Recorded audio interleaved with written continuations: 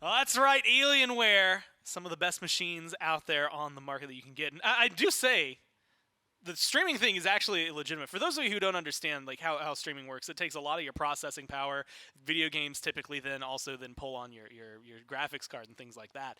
And you get really powerful both of those if you go for an Alienware PC. They're playing on the Aurora Ryzen R10 desktops out there, of course with those 244 hertz gaming monitors. And you can get those for yourself as well, whether you want to start content creation, if you're looking to start streaming, or if you just want your games to look beautiful, because look, we're pushing it.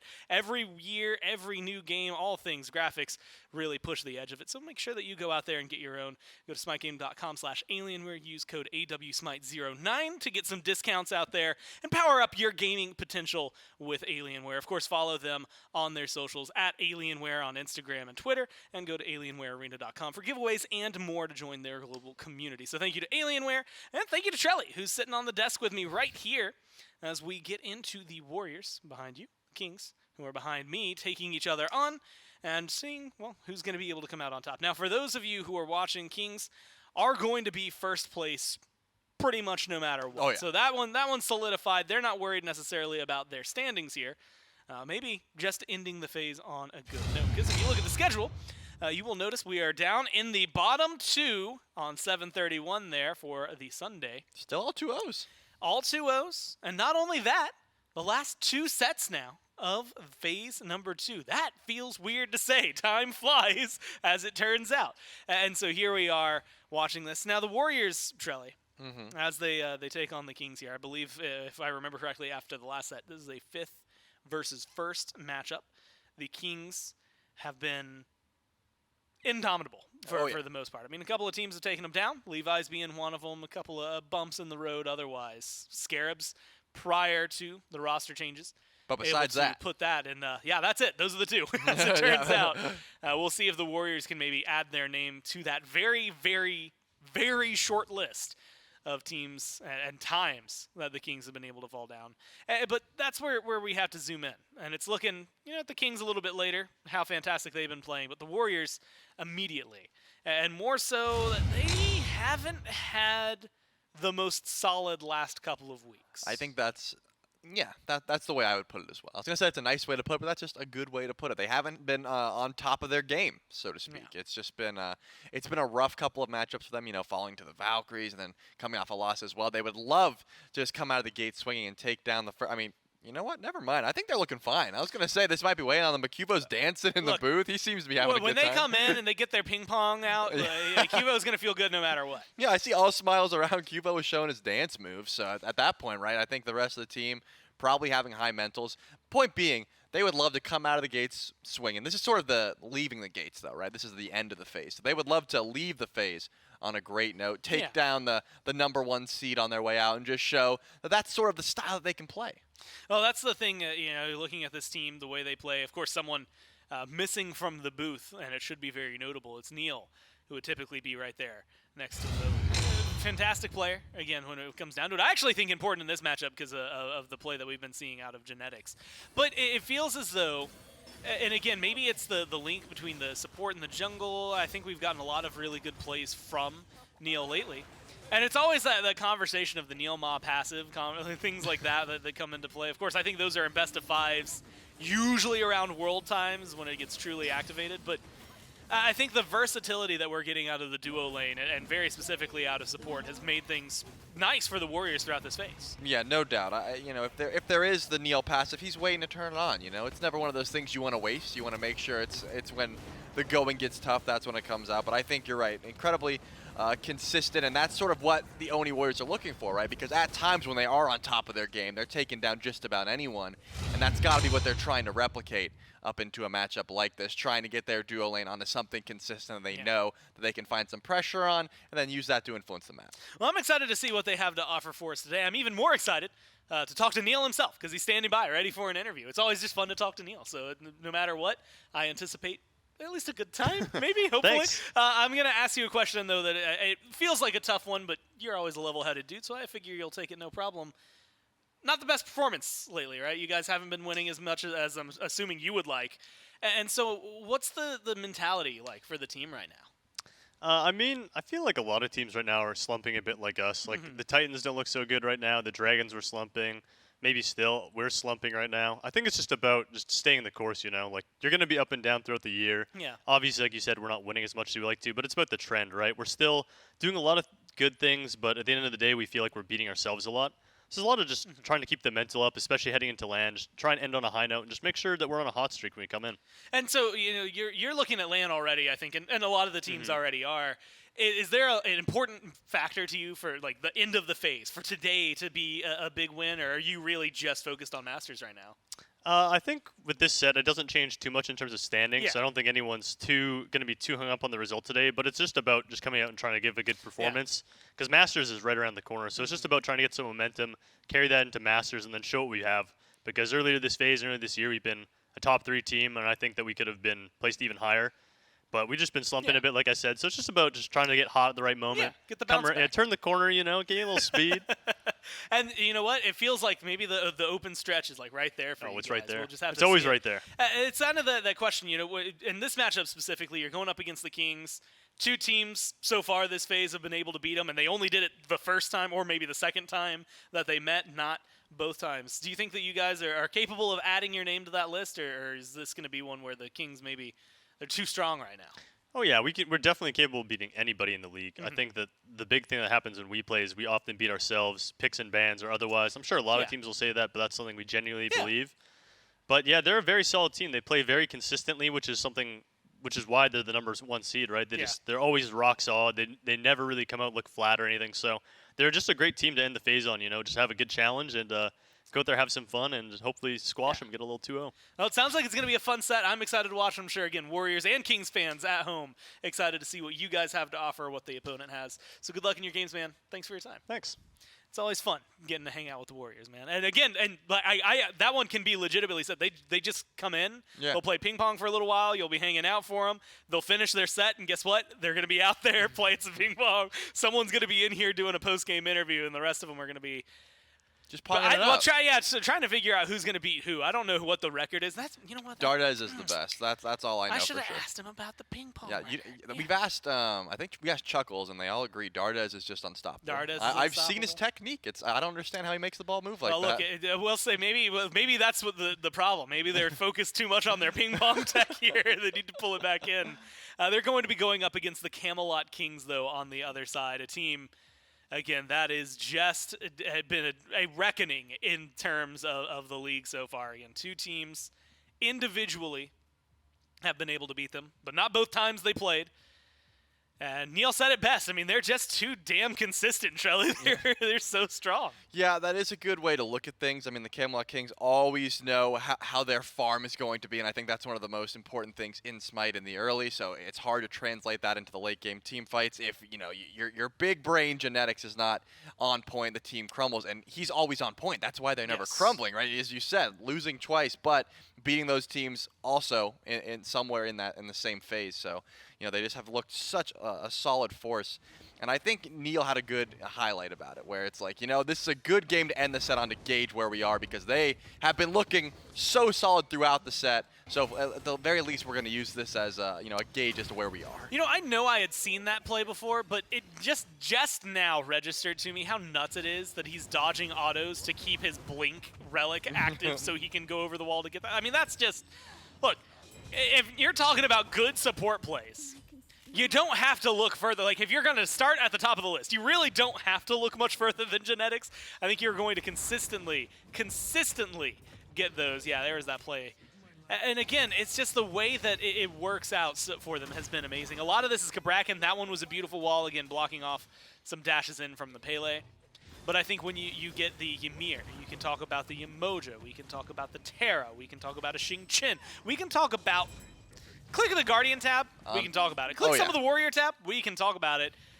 Maybe not so much anymore, but at least over time, the Assassin tab, yeah, some of those were in there too. Like, it feels like he's just got, we always make the joke, but like a God Ocean, right? You're not going to ban him out. He's going to play incredibly well on every single pick. It just comes down to it. Mechanically, he's been fantastic. Yeah, and that's the thing that, we've seen teams try to ban him out, right? We've seen, like, 5 support bans, still doesn't work. We've seen them. We've seen no support bans. That doesn't work either. Just take away the Khepri and the Yemoja. Unfortunately, his Ymir is still on point. Now he's got a Cabrakan under his belt as well. What do you do to try and shut down the support player of the Camelot Kings? You know, it's happened before, but it doesn't happen very often. You can cry. I liked my option. With That's what I would do. I was going to say, it feels like you're just facing a problem that's insurmountable. Well, I mean, that definitely what would seem I like. focus somewhere else. That's my solution. We'll go to a different lane. That's the best option. Or we'll fight away from that guy. Just like do whatever you can to make sure genetics isn't there ever, and you'll be good. Yeah, so maybe just like you pick Janice and you take your whole team away from genetics. Maybe that could be a strat. Like a Season 7 United play around the Phoenix when they just warped to the other side of the map, man. Yeah. That's one of my... Do you not remember? Well, I guess you weren't casting. Me. Charlie, how could you not remember this play? I absolutely loved and adored it being almost 3 years ago. Oh, my God. I'm aging before the cameras. We can jump into picks and bans and hopefully get me out of an existential crisis here as we figure out what it's going to be. Kings are first pick overall. And this is where things get interesting. Now, versus the Warriors, I'm just going to go to this week. Daji, AMC, ESET. That's all the Dragons banned against them. Going over the like kind of all-time bans versus the Warriors, at least for this phase. You'll never guess, but a majority of them are the AMC, the Daji. ESET's a little lower on that list. Morrigan, Chernobog, Yemoja's going to be up there. But when you first pick, you have a little more versatility here. So far, it is Daji and the Morrigan from the Kings. They're going to finalize it out with an AMC. Meanwhile, the other side's Nemesis, Yemoja. And they'll tack on one more here before the Kings get their first pick. Chernobog, been a very, very powerful pick, and typically towards the top. Khepri, you had mentioned that, is definitely someone teams have looked at. And the Warriors looking at him very closely, in fact, deciding that they need to exterminate it now and go ahead and squash the bug before they can even get him. Yeah, squashing the bug definitely going to be a strong option. I don't even think the Kings, I mean, they do value the Khepri, and they always have, but it's one of those picks now that since the Cupid has made its rise, the Khepri has some struggles into the Cupid, so I don't even imagine that would have been the insta-lock there. But the Kings do get their E-set, and they're just going to lock that one in right away. So now the Oni Warriors have time to try and pivot and figure out what they want to do. They are going to grab that Cabrakan, something that actually does quite well into the E-set. You know, you're not going to care too much about the silence as long as you're able to pop that one. But the stun, that's never going to be fun. But, the E-set, she just brings a ton of CC, and it looks like we'll grab the Cupid as well. That, I think, was a very smart call. Yeah, that's the one I'm going to be 100% with you. For some reason, like, Cupid is one of the most highly contested gods we've got like this week, and my brain still forgot about it on the list of people to mention. Yeah, so Cabrakan Cupid. Look, if you're looking at people on the rise, those two gods skyrocketing into the map after the last couple of changes. Netrioid was vocal about it, although smiling the entire time. As someone who has been playing a lot of Cupid himself, typically the counter answer has been Artemis, and they could try to pick that up here if they wanted to, although that's 3 picks for the Warriors. So maybe stylized specifically against it. So they're going to go with the Uller, who has some flexibility. Naja, though, is the one that I want to look in, because outside of Scream, Twig's the only one who would ever touch this god right now. Yeah, I mean, this doesn't look like a traditional, Kings draft to me. Obviously, there are some sprinkles of these picks throughout, but it's just the Naja pick, which again you highlighted. Twig has played, and of course Scream has played. So if you can get ahead and you can actually get the damage off and hit your ultimates consistently, it certainly has some potential. The issue has always been, finding the value of that Windfire wheels, because it can just be beat so easily. Yep. It's not one of those abilities that it's like a skill shot. Tell that to my teammates. Yeah. All right. Well, in your casual conquest games, you wouldn't believe it's easy to beat. But at this level, most people with beads are able to immune that ultimate, and that's sort of where the kit falls flat, right? If you're not landing that ability consistently, it's not even on your skill, right? You can land the ult and still get no value just because the beads timing is always there. So that's why, this pick, I think, it's only seen 2 games.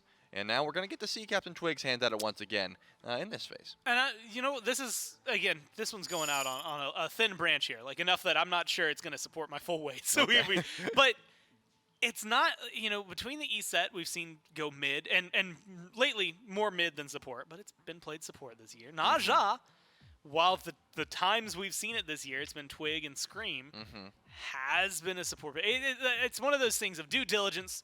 Feels like it should be mentioned that it still feels like some flexibility there for the Kings draft. And so the Warriors don't have a place to focus too heavily with their bans. They go for an Oleron with one shot, a Ymir on the other. Meanwhile, the Kings, well, they know exactly what they don't want to deal with. They get rid of the Chernobog, they get rid of a Xbalanque. So assuming that the Warriors lead us to glory, were looking towards potentially going for a double Hunter and trying to stifle that as opposed to maybe leaning into some mages. Yeah, they do have the Cabrakan and the Xing Chen, which does put that Cabrakan either in mid or in jungle for QvoFred. So we'll have to see how the rest of the draft goes. Given the fact that they have those two Guardians, though, they do have their magical damage covered. They could certainly go into a double ADC composition, and it would be a grand old time in the late game. 90% win rate for Disco. Wow, I knew it was up there, but that's one of the highest I've seen with 10 games played. The Discordia has been certainly popping off. And it looks like, to your point, the E-set is looking more towards that support, but solo lane, question mark? The Uller? I mean, maybe the Freya? Yeah, so this is a versatile, I think is the way to word it. This is a versatile draft. I'm also trying to figure out when the Discordia loss was. And then again, there's a lot of games, I think, trying to... Oh, you know what? It was literally yesterday, actually, as it turns out. The Bolts played it against the Kings. And so... It was 100% win rate until yesterday. That's 10 games there. But Discordia and the Freya and the Uller and the Naja and the E-set, at least in that instance, it makes it feel like the Naja has to be jungle, right? Like Freya jungle is the only other one on there that we've seen often. And that, or at least competitively, I should say often. I think I've seen Uller jungle a lot in like ranked. Yeah. But Freya, and that's, even that was like, stopped at season 2. Like it was killed and it has not come back. No one dares to try it. Yeah, unfortunately, the Freya jungle hasn't been, whipped out too much. You miss it too? I'm not gonna say I miss it. You said unfortunately. I say unfortunately because I like watching it, right? Like I like watching. I don't want to play it, and I don't want my teammates to play it, but I do enjoy watching it. Given the picks, of course, the Uller solo is the one that comes to mind. But Variety, as far as I remember, has spoken up a fair bit about not liking playing the ADCs in the solo lane. But sometimes I guess the team just wants you to do it. Yeah, it's actually going to be interesting. It is Variety playing the Uller here, so that is going to be interesting to see. Because Sot has made like just straight up wins for his team. It feels like just forced them to happen from the solo lane on the Uller. And Mifflin gives him a lot of mechanical talent, things like that. Because when you watch Sot do it, axes are hitting a ton. Do you think in this case, especially like Freya, look, Freya's going where we expect Freya to be, farming heavily over on the left hand side. Do you think this Uller is going to be enough pressure up against something like a King Arthur? I mean, you have to be hitting everything, and that's sort of why I don't think the Uller is that popular of a pick in the solo lane. We've seen what it's able to do when you can hit just about everything, and when you can, it looks insane. But if you're missing just one or two axes in the lane, you just have to sit back under your tower. You're going to lose pressure. Your blue buff can get invaded in that regard. So you got to make sure you're on point. Variety, he's been around for a while. I'm sure that he's got an Uller in the back pocket. It's not going to be, the worst, even if he is missing something. But just not a very tanky team here for the Camelot Kings. I mean, you got some low-nose mask options with the E-set, so it could be, you're trying to get online, you're trying to set up for your squad, but given the fact that it is the Camelot Kings, and they're number one, I got to have some faith in them. Well, the Kings have gone all squishy. We'll see. Can they take down the Warriors here and keep their win streak and their first-place dreams alive? Let's find out in Game 1. Camelot Kings feeling good so far on their route into Masters. The Oni Warriors attempting to bounce back after a rough set earlier on this weekend. It'll be up against the Kings in their, depending on how genetics builds, full 5 squishy composition here, Mifflin. So a bit standard on one side for the Oni Warriors, and a bit unique on the other for the Camelot Kings. Yeah, if I'm QvoFred right now, I am salivating at looking at this composition from the Camelot Kings. He doesn't know just yet what genetics has built, but Lost Artifact in first slot means that actually everybody is a phenomenal gank target for Cabrakan for right now, and probably for the next 5 or 6 minutes until we start moving into that second item in slot. So keep your eyes on QvoFred. He's going to be the progenitor of a lot of the action for the Oni Warriors, as he should be on an aggressive pick like this. Whereas the Camelot Kings and Gore tease it up perfectly on the desk, have got themselves a composition that has to execute. Now, I'm not talking like miss 1 or 2 axes. I'm thinking like you need to be on a 90% hit rate with just about every single one of these picks, or it's really going to start to fall apart early on. And look, the Camelot Kings showing a bit of fun at the end of their phase, right? I imagine they'll still take this composition seriously, but far from standard in what we've seen the Camelot Kings play in the past. Maybe really just with the overall build. Maybe it's variety that really stands out, because the rest of the picks, maybe not all that crazy. It's variety really on Ullr that makes things look a little bit different here. It's a nice banish from Netrioid. Vote and NeilMah both level 1, so you imagine you get a bit of extra pressure here for Genetics, who on the E set, I imagine will have a real nice time controlling things here in this game. Genetics has consistently been playing like one of the best supports in the league. Just really good damage output, good wave clear, lots of pressure on the HP bars of the Oni Warriors duo lane. The downside of that being that Genetics, sure, is sinking a whole lot of damage into both Vote and NeilMah as of now.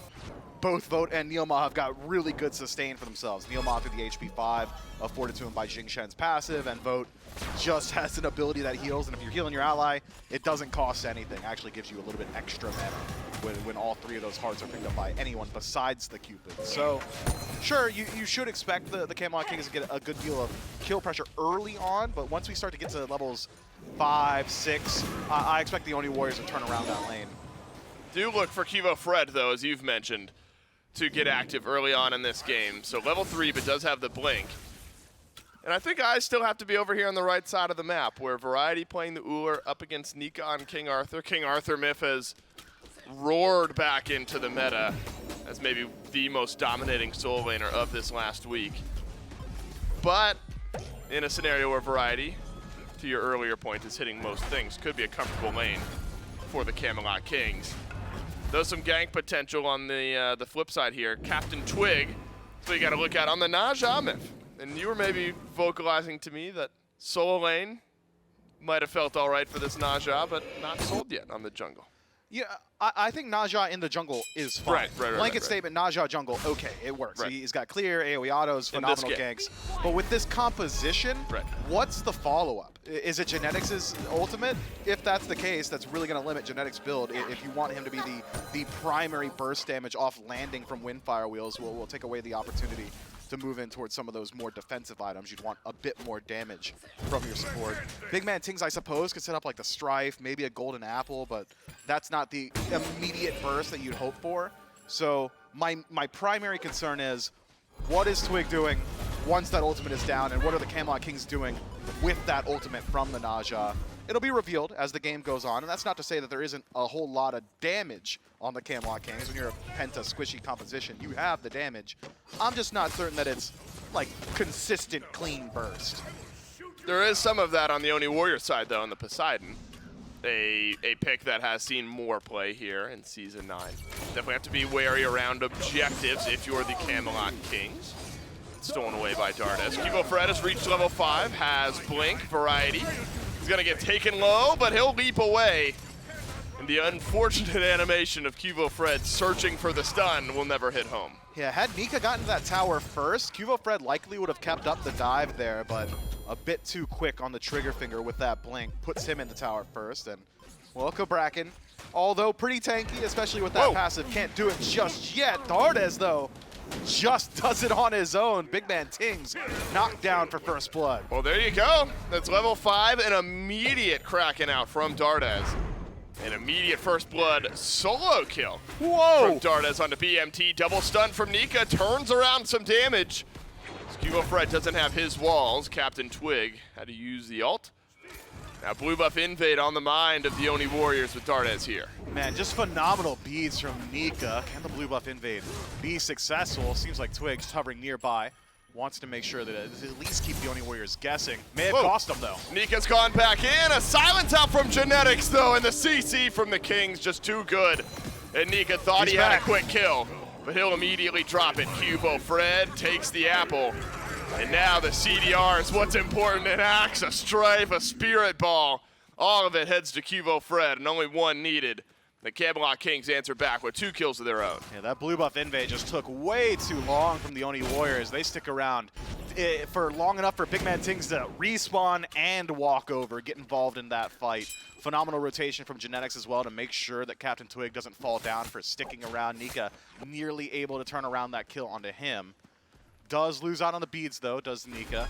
Is forced back to base in a body bag. Picks up the sovereignty, so double dipping on defense. Twig and Variety going to take a slight dampening to their damage. Even though you're at a slight level disparity, about a half level now favoring Variety, Nika should just be okay with that sovereignty pickup. It'll be all right. Gets the blue buff, but then immediately goes by the wayside. A good rotation through from the Camelot Kings. BMT needed a little boost there after the solo kill in mid lane.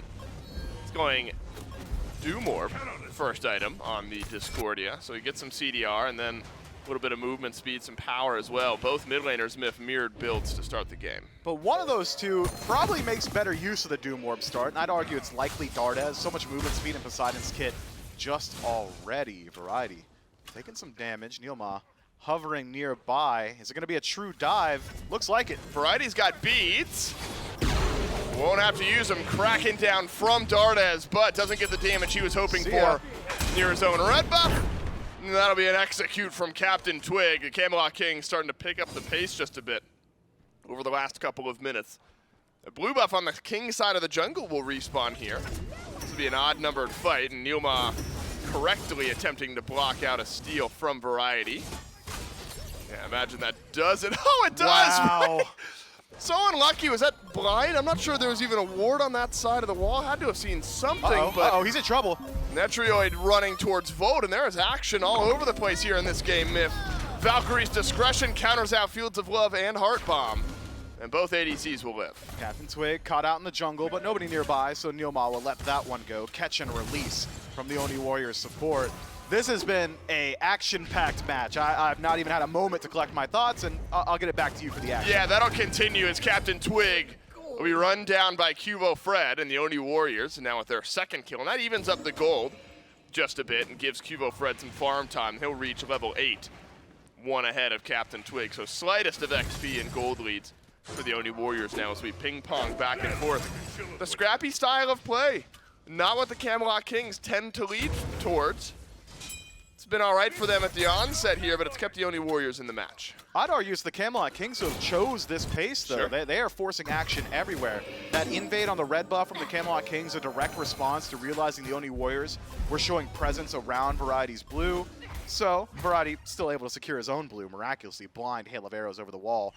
And a red buff invade successful, plus kill on the Dardez means the Camelot Kings should come out slightly ahead off that exchange. The gold didn't reflect it immediately, but once they were able to reset themselves to their side of the map, clear out their own buffs, that's where that disparity starts to establish itself.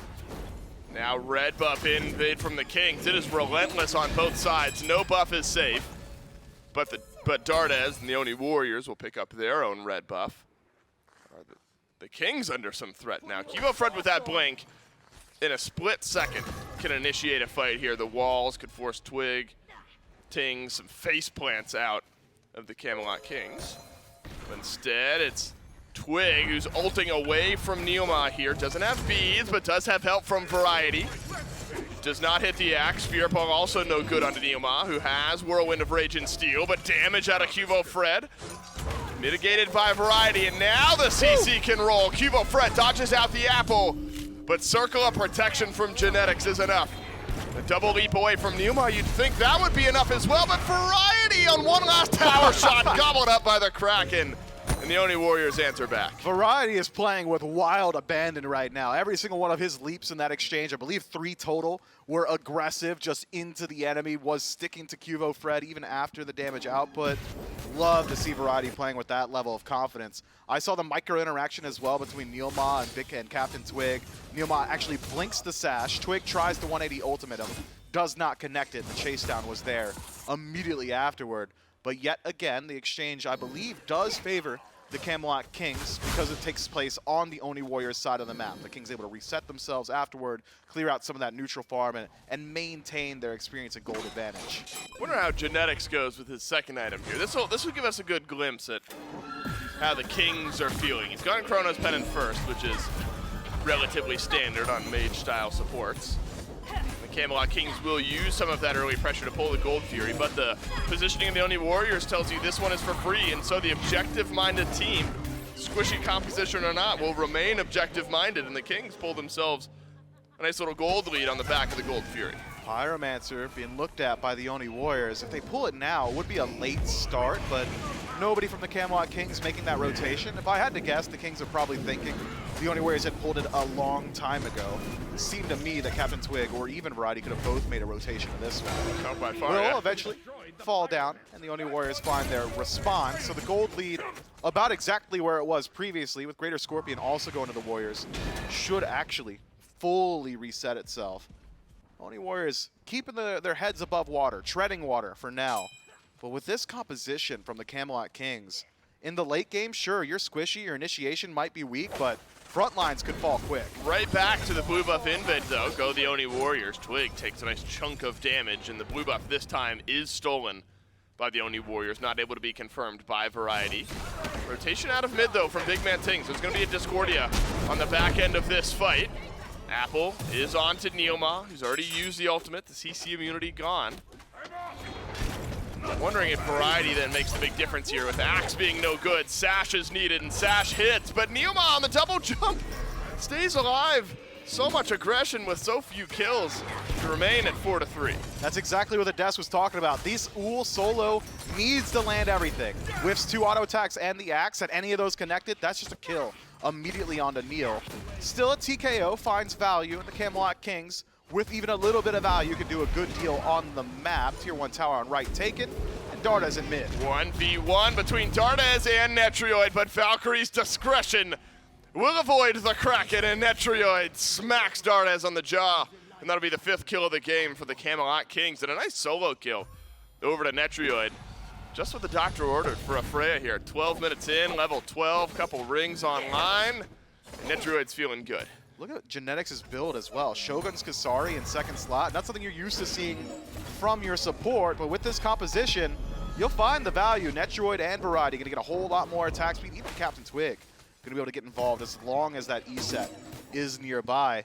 The Camelot Kings that have shifted their style completely. This is a high-octane match from the team that we would consider the slow chess players of the league. They're trying to prove or disprove my theory, which was, if you want to beat the Kings, force them into the mud battle.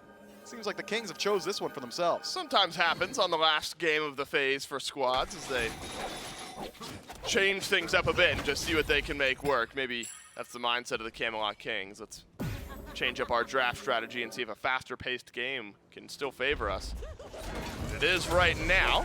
Will remain that way, though. So many individual instances of CC and all of it connecting on a NeilMah, but that's a good whirlwind of Rage and Steel. Circle of protection needed, but it won't arrive in time for CaptainTwig as Nika will clean up that kill. But now being chased out by a few members of the Camelot Kings, but will whirl his way away. Variety leaps in yet again, and the stun this time is there. And that'll give the Kings an answer back. NeilMah stuck in place. Golden Apple and credit to the kill to BigManTingz. Dardez actually steps up to the wave. This might cost him his life. Good pathing. Will get him out through the left side jungle. The Camelot Kings have been very willing to rotate all 5 to mid. That's maybe the 3rd appearance of Netrioid on this side of the map.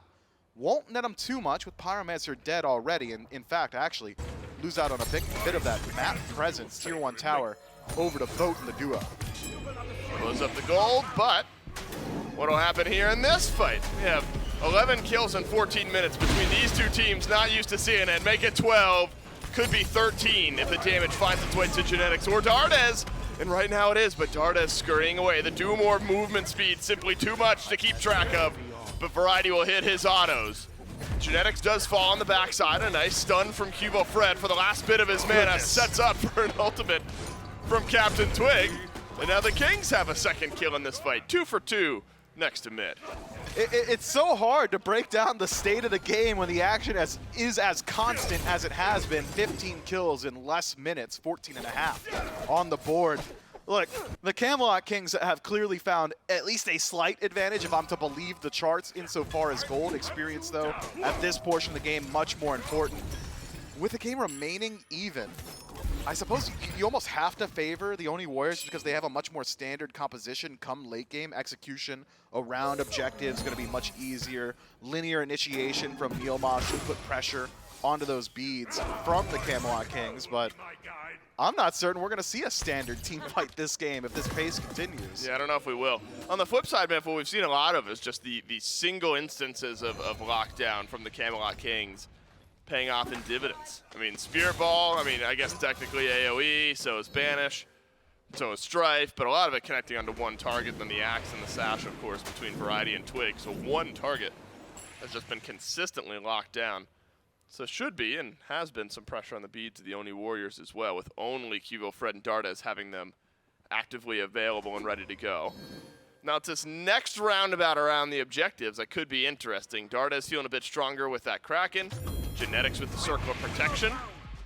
Could be an out-secure battle around this Oni Fury, but it's only Genetics alone right now. Oni Fury started, but reset by the Oni Warriors. The Circle of Protection has gone down. Boat drops Fields of Love, as Nika's dropped CaptainTwig on the right side of the map, but the Oni Warriors still able to win the fight, or look good in the fight. Genetics? Over here by the Oni Fury, and Genetics does get taken down by the wave, as Variety will leap away. Then Netrioid behind there. I don't know, man. This is a little chaotic. And the Camelot Kings, they'll grab a couple of kills here on left, but remember, do lose CaptainTwig over on right. And Camelot Kings have to reset themselves. The Oni Warriors slow on the rotation. Thought maybe we'd see them move over towards the Fury, but not enough damage between Xing, Bracken, and King Arthur to actually take down the objective. So it will be just a reset back to neutral from both of these teams. 2-for-2 trade. I loved what we saw from Genetics there. His pathing in the Fields of Love just gets him right back into his own ultimate, uses that damage mitigation, and then immediately heals it up. The ESET lived for far too long, especially with the build that we've seen from him. The Oni Warriors struggling to connect that last bit of damage, and tons of value from Genetics in that fight. The Camelot Kings are just keeping the Oni Warriors on the back foot, keeping them guessing on where this aggression is going to happen. I think the answer, Occam's razor, might just be the simplest. The action's going to happen wherever the enemies are. The Camelot Kings are not choosy with these fights. That'll be over by the Oni Fury now. It's only NeilMah. But if this game has showed us anything, it's that anything can happen. And NeilMah will walk forward, won't be able to steal away the Oni Fury. Narrowly avoids the apple out from BigManTingz. And so Myth, a rare initiation and objective secure without a fight. The Camelot Kings grab the Oni Fury. No real pushback. A nice little 1,500 gold lead built up for the Camelot Kings. And it looks like a rotation over to the Pyromancer as well. When you've got this much damage, you can quickly do these objectives. We'll be waiting on that Circle Protection for secure. You know, already a 4-stack on the right-hand side. I'm keeping my eyes on Vote, who's on the way out of base, seeing whether or not he's going to make the rotation to Pyromancer himself. Seems like everybody ready on this in the game. Starting to move over towards that right-hand side. Vote has path left, so maybe it's a gank attempt on the Nika from the Camelot Kings. Yeah, but nothing has hit Nika yet. Has to use the dash away. As Variety over on his abilities in towards the King Arthur. The Kings can back their way towards the Pyromancer though, and the objective will get pulled and potentially secured as NeilMah initiated on by CaptainTwig, who is alone with all 5 members of the Oni Warriors, and one Naja attempting to get away from 5. Not likely to be able to do so. And indeed, CaptainTwig goes down. Valkyrie's discretion through from Netrioid, but right into the Kraken from Dardez. An apple from BigManTingz delays the fight, but the Oni Warriors with some wind in their sails and a couple kills in their back pocket look to make it 3, and suddenly the team fight's looking good for the Onis. Oni Warriors 5 strong to keep up the onslaught. Nika pre-beads his axe, that doesn't come his way, so Variety finds a little bit of value on the back of that fight. Pre-beads from QvoFred does find value in Variety. Shut down by Nika. Only Genetics still standing to defend the Fire Giant, and seems like Dardez won't let him step forward whatsoever. The Oni Warriors, off the back of some over-aggression from the Camelot Kings, should find the largest objective. Could be a micro throw here from the Camelot Kings. They were a bit ahead. Dardez can avoid death, which he is able to do, dodging half of the damage from Genetics. His Fire Giant secured by the Oni Warriors. And what a turn this game has suddenly taken. The Kings felt in control, but Twig alone with 5 dies. Gives a big advantage, and now the FG to the Warriors. And I was worried about the front line of the Camelot Kings come late game. I was not expecting the CaptainTwig rather, to go for Transcendence immediately to just straight up bruiser items. Winged Blade, Glad Shield, Cloak of Concentration as well. It's a good deal of defense. I was wondering why his ultimate was ticking for 76, and that's why. maybe not the most damage, but still certainly can survive for a good deal of time if he's got some allies nearby. Wasn't the case in the last team fight, but maybe the Camelot Kings group up a little bit harder, considering the Oni Warriors now with Fire Giant on 5 to start their siege all the way across the map. And it is a standard siege through and through. You got a strong initiation from QvoFred and NeilMah. Nika, very, very tanky, can be primary defensive unit in the towers itself. I expect the Oni Warriors to make short work of every single one of these structures. Absolutely. The Camelot Kings in a weird position now where they've been aggressing in a lot of these fights, finding individual picks and using that to their advantage, but going to be forced into a full 5-on-5 fight here shortly. Whether they choose to draw the line under the tier 2 remains to be seen. Looks like it could be yes, though.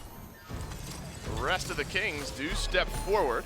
Got to watch out for the AoE damage from Dardez. Just a bit of poke onto the back line of the Camelot Kings could make a massive difference. And the soft defense appears to be working for the moment, Myth, and the Kings show up in force and keep the Oni Warriors at bay. I'm not sure this is going to be a soft defense. If I've learned anything about the Camelot Kings of today over the last 21 minutes, they're going to fight if a fight is to be had. And it seems like if the Oni Warriors want this tier 2, they're going to have to fight over it. The Camelot Kings defense is not weak by any means. The main damage dealer being Netrioid means that you have to keep him alive in this team fight. He fell down very early around the Fire Giant, and the Camelot Kings felt that pain early on. The Oni Warriors, on the other hand, they've got good dive, and they've got the ability to get into that back line. Nika trying to prove you right, Myth, but he is locked down by all the CC that the Kings have got. Nika went in and got CC'd to hell and back. NeilMah did the same. And now Vote, with just 6,800 damage to show for himself, this game will get evaporated as well. And wouldn't you guess it, suddenly we're going the opposite direction. The Oni Warriors will lose their Fire Giant buff on everyone but QvoFred. The Camelot Kings just dare the Oni Warriors to step in, and the Oni Warriors are not cowards. In a game of chicken, they run head first into the other vehicle, and the Camelot Kings come out on top. QvoFred, the only one standing, and don't imagine we see him putting up much of a defense here. What was a Fire Giant power play for the Oni Warriors has completely flipped on its head. The Camelot Kings, off the back of immediate CC and damage, crush the offensive. Making the fall back after taking a tier 1 and 2, pick up a Primal Fury for themselves. This is the largest lead we've seen for the Kings so far, and it's off the back of a Fire Giant power play for the other team. Yeah, keep your eyes on the top left side of the screen here, unless the Fire Giant's about to fall off. It'll give you the old gold rundown here in just a moment. It's going to be negative.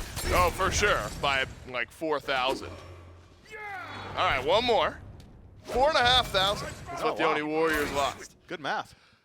Yeah, look, Myth, you know, there's innate ability for me to just look at numbers and really analyze them. So what college did for you? You know, it's like if I walk in, you know, like I'm a janitor at a school and there's a whiteboard with like an equation on it that's incomplete. Are you a beautiful minding me right now? And I you know, I'm cleaning up the classroom and I see the equation on the board. It just works in my head and I can fill out the rest of the numbers, and they've been trying to solve it for years, but I'm the one somehow has just gotten it all figured out. And that's what I was able to do with the gold differential there. And the Oni Warriors will shrink it back up just a little bit. Into the next Fire Giant buff or Fire Giant fight we go, Myth, 40 seconds away. This time the Kings should feel comfortable initiating a fight, maybe without Twig going in alone. Only about 3,000 favoring the Camelot Kings, so still pretty high execution if they want to take the fight in the Fire Giant pit itself. Oni Warriors, complete control of vision around the Fire Giant. Actually, complete control. They have got a whole lot on the map. Only 2 Sentry Wards in the pockets of the Camelot Kings. Make that 1 now. So, gonna be difficult for the Kings to win the war of information. The Oni Warriors have been able to head back to base, pick up a couple more sentries for themselves. Looks like the Oni Warriors are gonna have a distinct advantage around this fight. Gold advantage of the Camelot Kings, though, should keep it interesting. Oni Warriors, the aggressors. They've established the defensive position. If the Camelot Kings want that Fire Giant, they're gonna have to fight into the Chaos team. Goodwill Hunting, by the way, Mifflin. Oh, what did I say? Beautiful mind. Similar. Yeah. He did it on a window pane. That's right. I did it on a whiteboard. That's right. Or Matt Damon, I guess. Fire Giant pulled out by the Oni Warriors. not backing down from a challenge that has been presented to them after the back and forth game number 1 we've had with 27 kills in 25 minutes. If I'm used to like 6 kills in this time span, especially with the Kings on the map. Sometimes less. Sometimes less, right? This is the first time we'll see a kill in a normal Camelot Kings game, but we have done it back and forth all game long. Now Netrioid walled off. We'll use a Valkyrie's discretion, and Netrioid avoids death. And he'll do you one better. He'll kill off QvoFred. The sustain enough, and way too much from the Camelot Kings. And the team fighting squad, team fights better. Oni Warriors lose 3 in the FG buff to the Kings. Yeah, in the last couple of sets, in the last couple of weeks, it's been Cupid's supremacy. I had been surprised that Freya had fallen off as much as she had in pick priority. Netrioid showing that Freya could still do it and still do it very, very well. That damage output, the survivability, so difficult for the Oni Warriors to deal with because damage connected. Nika and QvoFred got there, just couldn't quite finish the job. The Camelot Kings now knocking on the door of the base.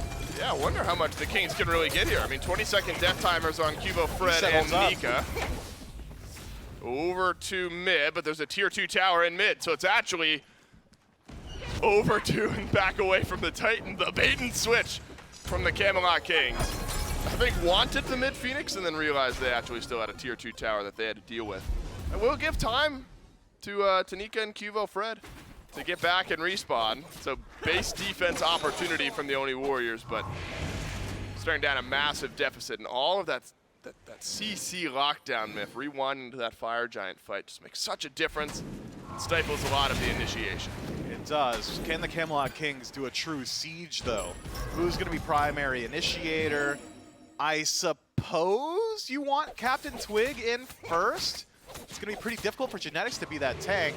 Not sure you win this one, Dardez, especially with Sash, as clean as it was. Oh my goodness. Yeah, my sureness has immediately been evaporated. It was 100% favoring Twig. And look at the build. He's got Transcendence and then Bruiser. He just deletes. You know, Glad Shield goes hard, man. It does. Transcendence does enough, and well, I mean that's it. It just did enough. Yeah, but all right. So you're gonna get a kill on a variety here, but in the meantime, the Camelot Kings just get a free left side Phoenix because the rest of the Oni Warriors were over killing off variety. It's slow. If they're able to do it fast enough. So no, you won't get the entire Phoenix, but you will get about half of the damage onto it. CaptainTwig walled off by QvoFred. This could be the moment for the Oni Warriors as they now have found a couple of kills. And the left side Phoenix stands strong. Fire Minion still far enough away on right to give the Oni Warriors some breathing room. It's 3 versus 4 for the next 15 seconds until Dardez can rejoin the land of the living. Camelot Kings don't have the greatest siege potential, but they don't have the greatest objective in front of them. That Phoenix is weakened. We go on. I agree. Get out of there. You don't want to take the 3 versus 5, even with a lead. So the Oni Warriors able to keep their left side Phoenix alive. Barely. It's a head scratcher in all the right ways of the game. We've gotten the back and forth of both squads, sieges being stuffed by the opposing team. And now yet again, we will approach the Fire Giant. We are split at 1 apiece. This one will be enhanced. Should be the game ender, but for the Oni Warriors, you still got a few towers to work through. The Camelot Kings a bit more breathing room as far as map state goes. Yeah, most of the towers. Most of the towers, right. But unfortunately for the Kings, the one Phoenix you did get is the easiest to deal with.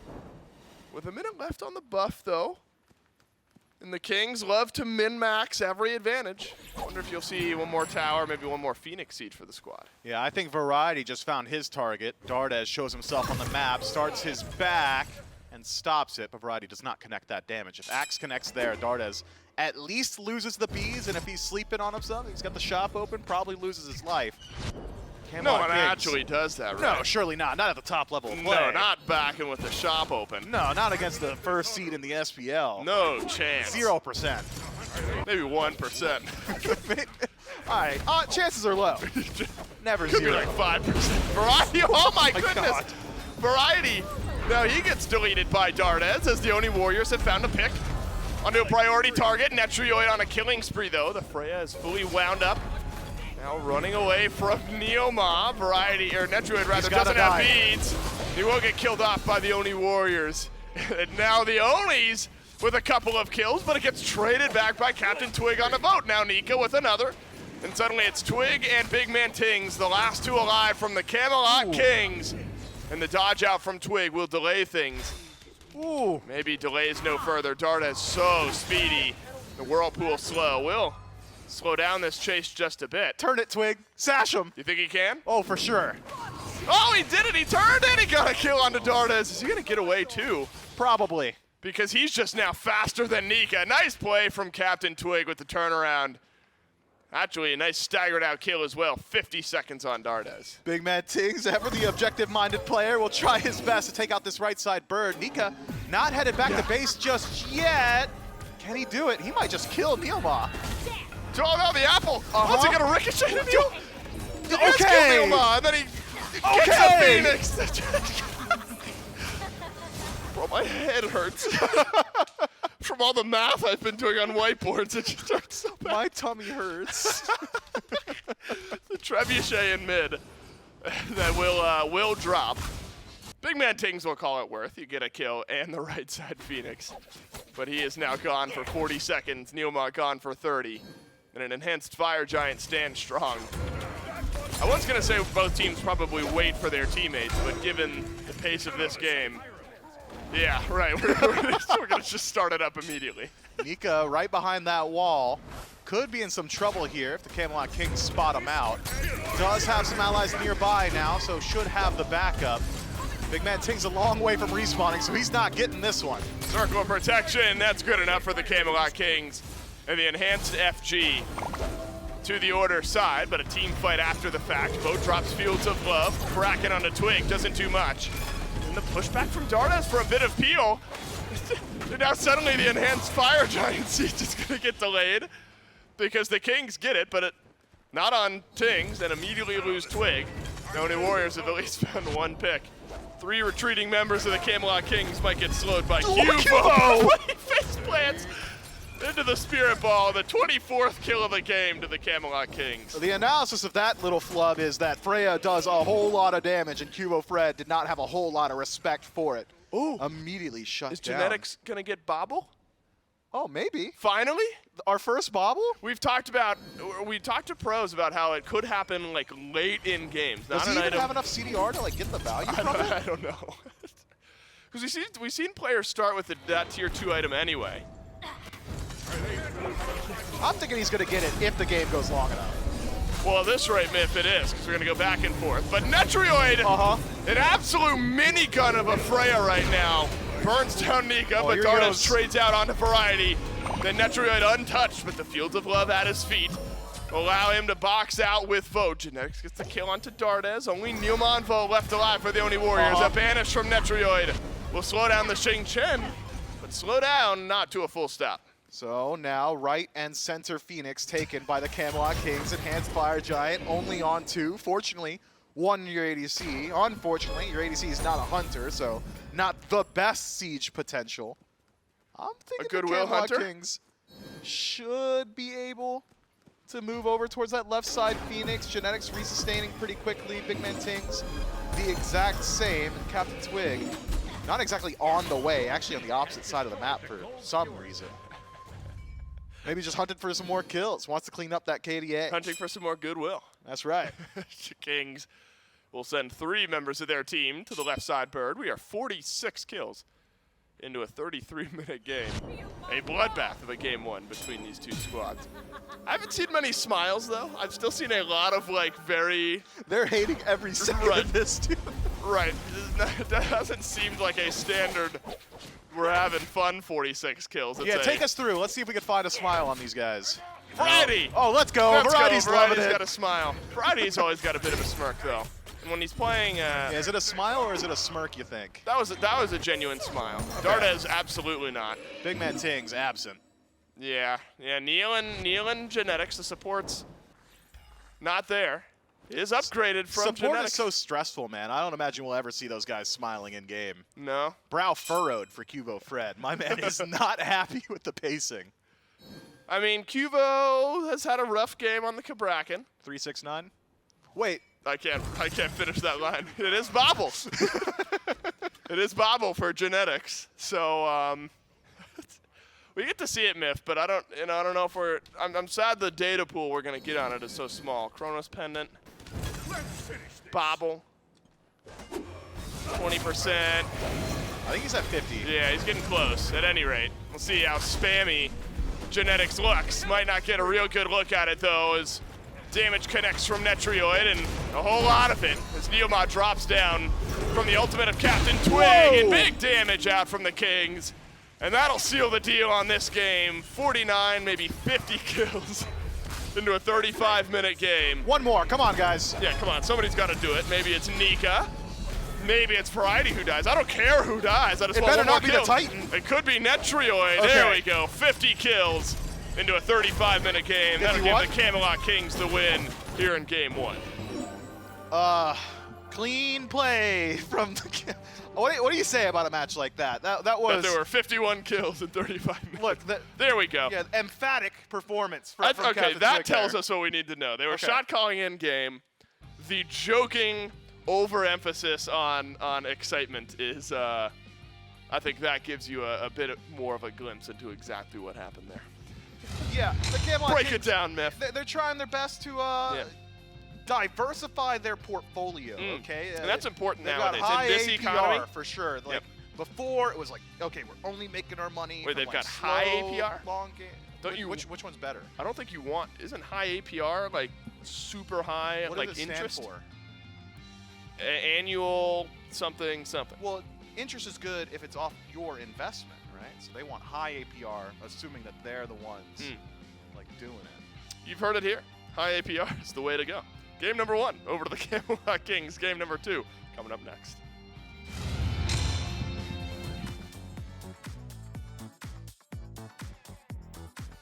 Hey, wait, what did it win? You win the respect. Telling me an alien wore this? Perfect. Okay. Okay, that was a good cut. Messaging him to mute. The best graphics you really need, ultra, of course, and I can probably watch a stream on the side. Content's gonna look good. Pretty good, pretty good.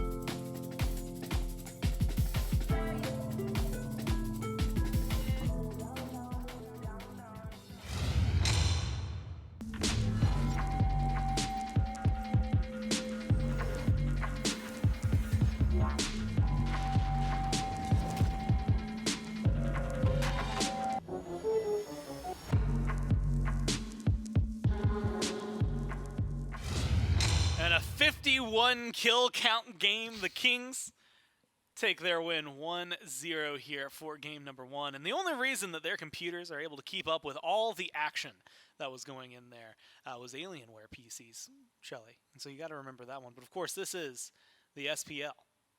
And it's powered by Prime Gaming. So why are you laughing? Come on. You threw me for a loop there, man. Either way, it's powered by Prime Gaming. Of course, I want to say thank you to Prime Gaming for being the title sponsor here. And of course, here's what you can do at home if you have a Prime Gaming subscription. There's a lot of in-game content, as well as just straight-up free games that you can get, as well as a free monthly Twitch subscription. There you go. Some words right there for you. That, along with all of the other things that you can typically get from a Prime subscription, things like the free shipping, and of course all of the movies, and videos that you can have access to. All of that right here. You can click a crown right there if you are already a Prime Gaming member, and start getting in on all of that action. If you're not, well then, I've got some great news for you. You can become one, and you don't have to miss out on that. In fact, today's a great day to do it. It's the last day of the month, so you can get in now. Get all of the July content. Then tomorrow, new month comes by. That's new games, new in-game content, all sorts of stuff that's going to start coming out for you. So you're going to make sure that you want to get in on that. And again, every single month, all of that renews. So thanks to Prime Gaming for being the title sponsor of the SPL this year. Thanks to Trelly for hanging out with me and having some laughs, man. And you know what? It makes sense. If you saw us, we were having a laugh. They're having a laugh after the game. That was a wild match, I think is the best way to describe it. Some would maybe argue that it was Arena on the Conquest map. There were a lot of fights, a lot of kills, a lot of eventually going towards the way of the Kings, but a lot of back and forth between these two teams until finally someone got to step up on top. Yeah, finally the Kings were able to come out on top, but an absolute brawl, I think, is a pretty solid way to describe it. The fighting really came out of the gate and never stopped. I mean, the chase I saw Twig go through, where it just looked like he might be turned on. Myth called it out, like, wait, I think he can kill Dardez. Just kills Dardez and then is able to keep zooming on out. This was an entertaining match through and through. Yeah. From a very strange composition from the Camelot Kings. It definitely wasn't, none of the picks themselves were that strange, but having them all together in one composition, that is what really did it for me and showed that the Kings, not only are they confident, they can whip just about anything out and it's going to work. And you know what? Look, man, that's sometimes that's all you need, right? You come in, we had mentioned it, seeding maybe not the biggest thing on the mind for the Kings because they're first, no matter what. But ending on a win would feel pretty good. And being able to do something wild is pretty solid. What a good sash, what a good kill. Then he got out. Some fun play. Yeah, Twig lives there, by the way. 9, 6, and 11. Look, he's in there. That's my fantasy jungler. I'm getting a few more points than deaths there. But it's still working out pretty well. I also have to give shout-outs. I mean, Netrioid, look, I think, what did Dave say? He called him an absolute Gatling gun. Yep. Or minigun. Oh, yeah. Of a Freya. The 8, 2, and 11. The damage numbers should be able to match that. Yeah, almost 40,000 damage. Twice what Vote was able to put out. Feels pretty good for the Kings here. I think even in a silly matchup for them, to have things go that strongly in their favor. Yeah, that's my fantasy ADC. Netrioid was getting me lots of points as Vote's well. Mine, so oops. You gotta feel bad for Neil though. I mean, he was just sitting there playing the Xing Chen. Like everyone else was having some fun damage dealing characters. Like even Janex is on the east side. Then Neil just did 6K on the Xing Chen. He's like, guys, you didn't tell me that we were playing fun gods. Like, you didn't tell me that we could do goofs. Like, that's not fair, man. I think it's very fun to see though, because it is worth mentioning. Like we're laughing and having fun. The Kings playing as strongly as they did, but like theoretically, that kind of comp shouldn't work out as well as it does. And in practice, having it do that well, questions about can you do it again, right? Have to come up, things like that. Other side, you mentioned it, but like the Xing Chen, I mean, Kabrakan to an extent can do a lot of damage, so Qvo was probably still in there. King Arthur, though, it felt tankier for the Warriors, but not enough to take down the Kings. So now we move into game number 2. Picks and bans. Kings are pick number 1 more time. And guess what? A lot of similar bans so far. Daji, the Morrigan, and the Amuz and Ka banned out by the Kings. Nemesis, Yamoja. Last time this was the Khepri. We'll see if the Warriors decide to stick with the Khepri. I'm going to be honest with you. I don't know that I'm going out of my way to ban anything else. Yeah, the Khepri seems to just make sense to me. I mean, especially in a match like that. That just means they'd have more lives. That's sort of my point here is like, after a match like that, what do you take away going into picks and bans if you are the Oni Warriors? Like, okay, so we kind of got, you know, like it was a brawl, and we were certainly fighting back, but we lost to, like, you know, Uller, Freya, Naja, all these different style of picks that, you know, aren't getting banned too often. Obviously, the Uller certainly was contested for a bit, but in a situation like that, you just go back to the basics. You say, okay, we know Kepri's good, we know Yamota's good, and we know Nemesis is good. So we're gonna take those away, and we're gonna play our own game. We're not gonna get baited into playing those different style of compositions. We're gonna grab that Ratatoskr. That's gonna help us out of time. Now here's the real question. Okay. Is this Ratatoskr, especially with Cabrakan coming in? Now Cuvo just played Cabrakan. Mm-hmm. So is this Rat solo? Is this Rat jungle? Or are they getting in on the fun? And is this Rat's support? It could be any of those things, but I'm thinking. Yeah, you know, technically he can go. You could play him wherever you want. Yeah. In theory. I think Rat solo for now. We will see how the rest of the draft goes before I give my stamp of approval to any one of those things. Right. I can't get you to go out on a limb that's not going to support your weight and see what happens. I mean, a Cosmos-based limb that Rat is making, maybe. Oh, like something from the tree of Yggdrasil. Yeah, maybe. Maybe I'd go off on that limb, but not like a regular limb. 'Cause that would I feel like if you go out on a limb there, you just end up in like one of the 9 realms, right? Like that's like the whole point of the tree. I mean, I'm not gonna. Yeah, I'll take wherever the tree wants to take me. That's where I'll go. Okay. So yeah, I think that, you know, as this draft. That's a good way to goes end through- up in like, oh man, is Niflheim the one that's cold? Or is that the one that's hot? I mean, is that what you see when you get ulted by Heim? You do go through it is several realms. It do there. be hot sometimes. Yeah, I see it the do lava be- when I'm it do flying be through the hot realms. sometimes.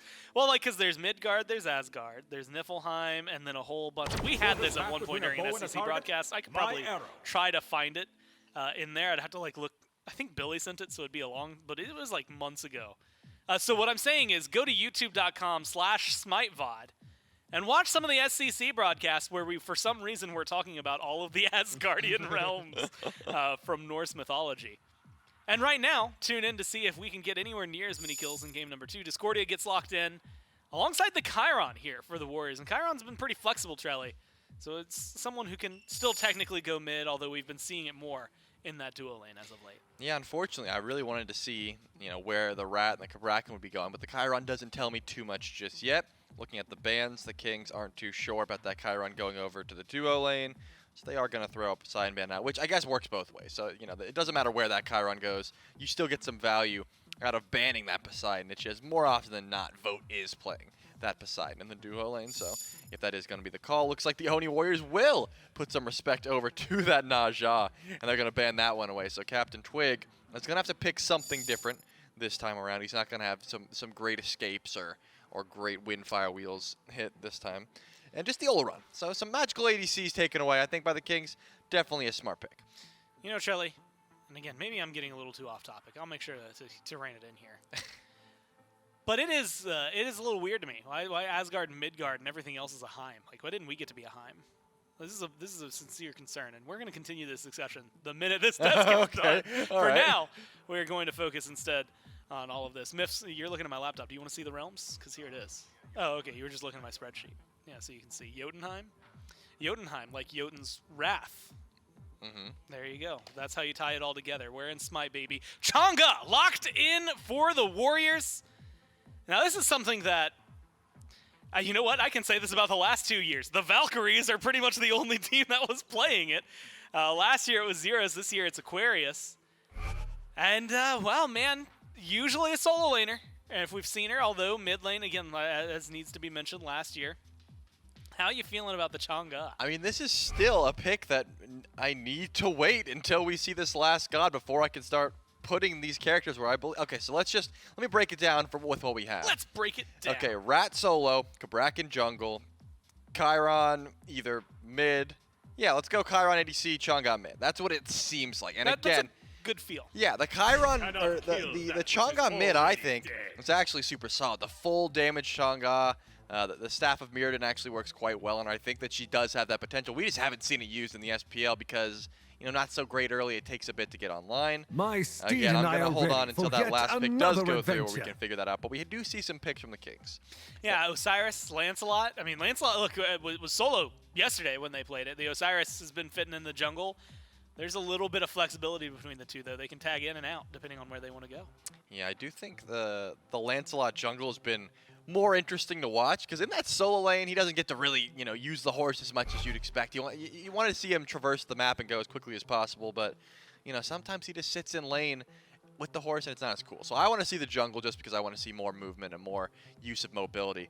With the Robin being hovered, actually switching to the Cliodhna. Okay, so that wraps this up for me. So that's definitely Rat jungle, Cabrakan support, Cliodhna in the solo lane for Nika, and then the Chang'e and the Chiron where we expected. So it just took a bit. I had to see the last character. Okay, and hear me out. This is going to be absolutely wrong. I'm prefacing this sentence with that. So Chat, this is for funsies. You can't use this against Gore now because you already said it. Chiron Chang'e duo lane. Cliodhna mid, Rat solo, Cabrakan jungle. What if? Yeah, I mean, what if? What if is that they would get out-pressured by Freya and Iset, and then the Chang'e would... But, Trelly, but what if? Well, that's why I'm what if it. But what if in like a positive light? Like what if? Okay, then I imagine Neil gets. There's blinked. a lot of healing because you got Chang'e and Chiron together, and that's all I'm going to talk about there. We can move on. I'm just imagining a 5-man Rat dunk into a 5-man Chang'e Waxing Moon. Oni Warriors win, and then ride that momentum into Game 3 and just take the set. That's what would happen only if the Chang'e support. Anything else? Who's to say? Well, okay, so now I've lost the thread, though. Where did you say that you thought they were going? Well, no, you said Chang'e support. Yeah, no, I know, but like I'm going back to like the real realm. I live in Goofy Town. What are you talking about? Oh, where are you?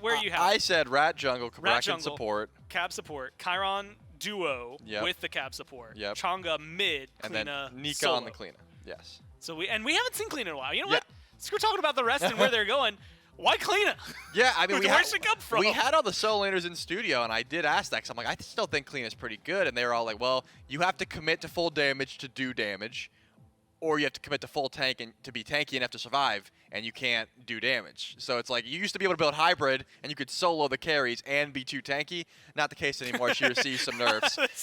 Hey, yeah, so we used to be busted, as it turns out, but we don't want to play her anymore because we can't. Yeah, but it turns out you still can build full damage. You just have to like position correctly and not just W key. So that's no fun. However, I've never heard of those strategies. Yeah, I don't need. What are those words? What are those? What is that? What does all that mean? It's foreign. Yeah, that was another language.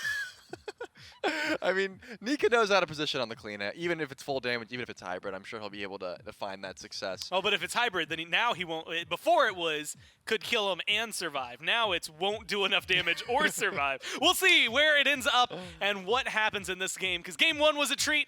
Let's see if Game 2 is the same. Treat is a generous word, Gore. But it is a word nonetheless. Camelot Kings, they do take game number 1, a 51-kill game in about 35 minutes. And into game 2 we go. We'll see. All right, so as far as where everything lands, far from, where did Gore say he's from? Crazy Town? Yeah, Goofy Town. Far from Goofy Town. Everything in about where you'd expect all these picks to be. Maybe Variety on Lancelot solo a bit unique, but from what we saw Variety do on Lancelot solo just the other day, seems to be a worthwhile pickup here for the Camelot Kings. Dave, I'm going to expose myself to a lot of criticism here, and I didn't have to do this. Miff, that is you every time you put on the mic. I suppose so. 51 kills? That's one for every state, or there are 50 states? Hold on.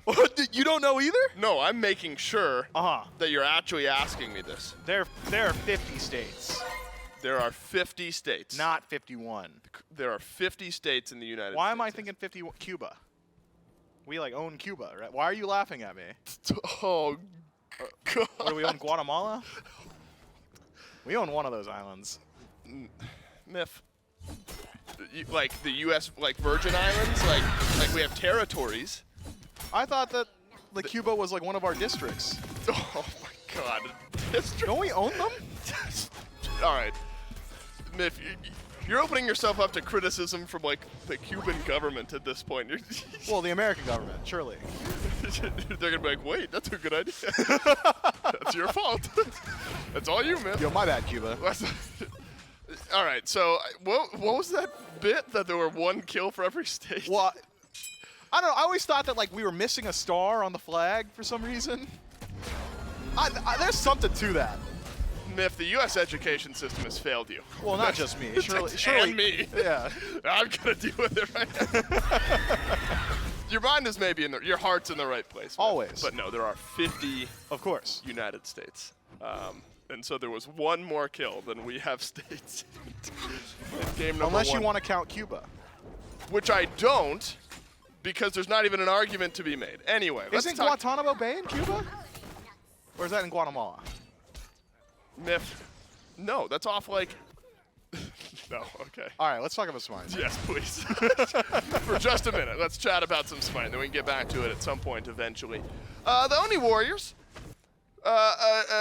want to continue the aggressive style of play, it seems like, Myth. You got QvoFred on the Ratatoskr, under pressure from CaptainTwig here at level 2. They'll give you some good gank opportunities at level 5 to keep that gas pedal pressed down just a bit.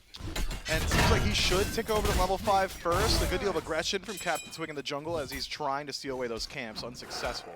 And now opens himself up to an invade. QvoFred getting active, moves in.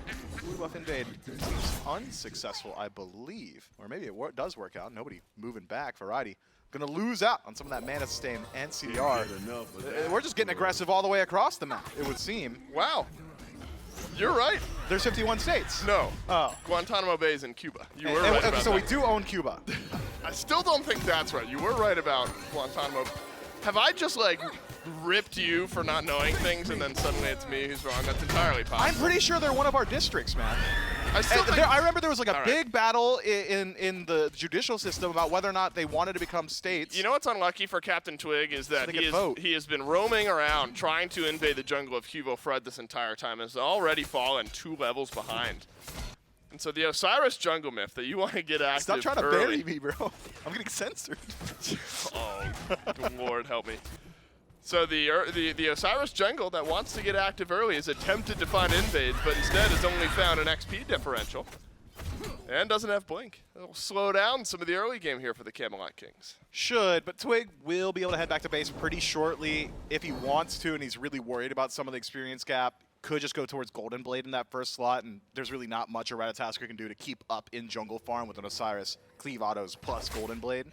So I think sure, mitigated for now, but not for too much longer. It's actually a much larger gap than I thought it was. QvoFred already taking level 5 and Twig just now getting it over to level 4. This is a significant opportunity to the Oni Warriors jungler. You really want to make use of this time.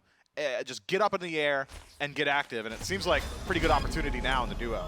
Genetics has to throw out a stun, but now that stun is gone. Avoids a Nika, but gets pulled back by Vote. Nice silence out onto 3, but not enough. In the first kill of the game over to the Oni Warriors. And there's your nice setup. And Genetics will take a tumble. Yeah, I like the adjustment from the Oni Warriors in that dual lane composition as well. Between Cabrakan and the Chiron, probably the second heaviest kill lane in the game, right behind Cabrakan and Cupid. The ability to shut down Netrioid early on, make him think about his rotations, whereas in game 1, he was kind of just active from minute 10 to the entirety of the game afterward. Now, really has to consider where he's allowed to step up, where he's allowed to get that farm, and even Genetics feeling some of that aggression as well.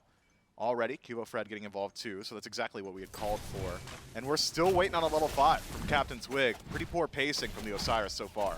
Yep, just falling a bit behind. Still 2 levels, not likely is the pace that will be maintained for a little while. Double banish, though, out of Netrioid into a double silence, into a tether that's now only onto NeilMah. But NeilMah gets a double stun, seems to be a theme here. But just the 1 kill drops. The Camelot Kings simply send too much to NeilMah. And they will level the scales out just a bit. And Twig has now reached level 5. Woo! Blink's exchanged, avoids the stun from Dardez. Yeah, I didn't even notice Dardez had gone towards Blink in that first slot. I suppose that's an opportunity afforded exclusively to like the Chang'es and the Ravens of the world in lane. You've already got the CC immunity and damage immunity built into the kit, so not too concerned about needing that safety. It does allow you to get aggressive. Unfortunately for Dardez, seems like Twig was privy to it. Was able to avoid that narrowly, evening out the kill count. Gold, though, still belonging to the Oni Warriors. That's just first blood bounty. It is, but very, very slight. Experience still there, but remember, that is a 2-level lead that QvoFred has over CaptainTwig. A little bit of pressure from QvoFred. Turns the beads off of BigManTingz. Solo kill maybe, as Nika on the Cliodhna Gets damage into Variety, but Variety will ult away. So need some time on this Lancelot solo to get up and running, I suppose. Nika gonna try to match that damage throughout the game. Yeah, Nika's gonna have a lot of sustain.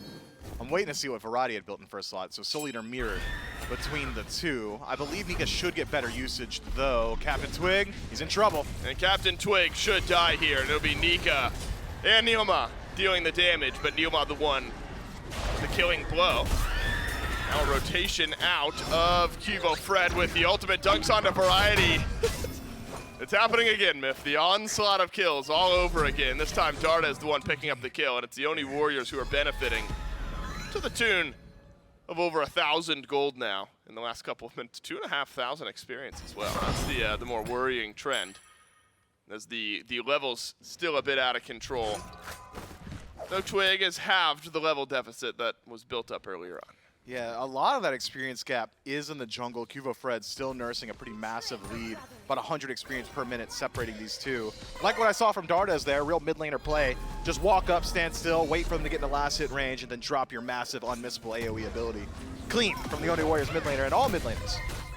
BigManTingz now under pressure from NeilMah. He'll send the apple towards the Cabrakan, but not nearly enough damage with just the Chronos Pendant this early. And Mail of Renewal from NeilMah makes him very, very tanky.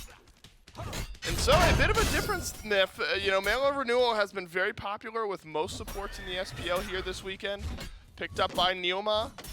And on the flip side, Genetics sticking with what had been standard up to this weekend in the Gauntlet of Thieves. That change up the pacing in your mind? Gauntlet of Thieves takes a little while to stack up. You're going to get a lot more benefit from Mail of Renewal off the rip. You'd expect the Cabrakan to be more aggressive throughout the early game, so that build path makes sense to me. Genetics going to be spending a good deal of time just trying to soak up some of this farm. Does actually move very far up on the map. He's willing to sacrifice his life for some of these offerings. Yeah, but I don't think in a normal, did I say normal game? I think in a differently paced set, maybe Genetics is thinking twice there, but I think normal game is okay. You're saying this is a normal Myth? It is substandard, yes. Is BigManTingz just gonna die? Oh, for sure. You think? Almost certainly. Definitely? Yeah. Possibly. Confirm.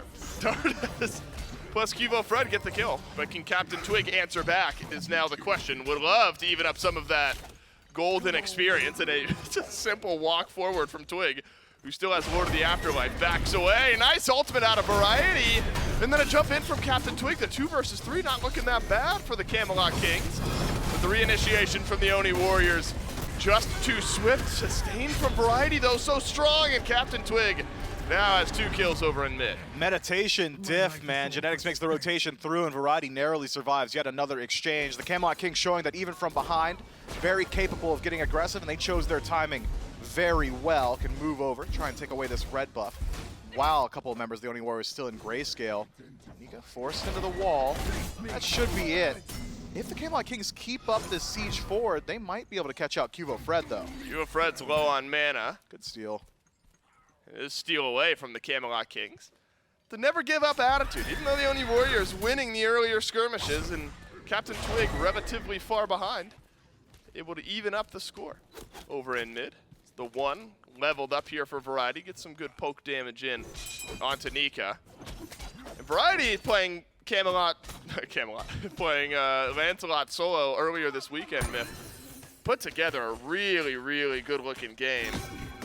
But Lancelot hasn't been like 100% convincing. We have seen some great and some not so great out of this pick. Yeah, feast or famine, I think, is the termed or coined term from Hindu Man, and Lancelot embodies that playstyle very, very well. I have thought that Lancelot in the Soul Lane has a bit more consistency. I've really liked what we've seen from Variety so far. The ability to dive into that back line, still be pretty tanky, does just enough damage that he's a pretty massive threat. Some of these initiation frontliners or damage-based frontliners out of Soul Lane's main struggle is actually sticking to that back line.